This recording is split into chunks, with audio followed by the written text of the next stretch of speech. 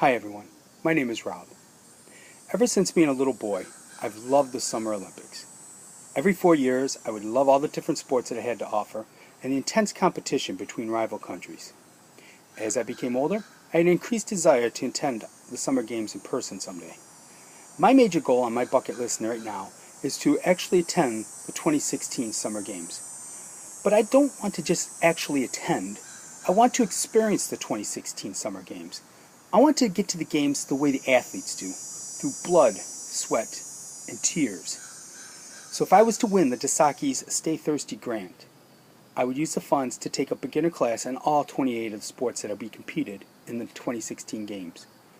I will also record all my experiences and compose them into an essay called My Road to the Olympics. Some of the funds I will also use will be for whatever equipment and training aids I might need, or transportation costs to get to wherever I have to obtain my training. If there's any funds left over, I might invest in some samba lessons, the national dance of Brazil.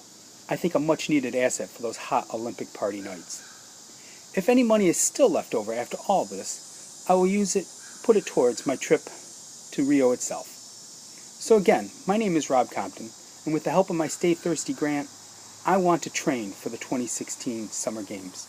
Thank you.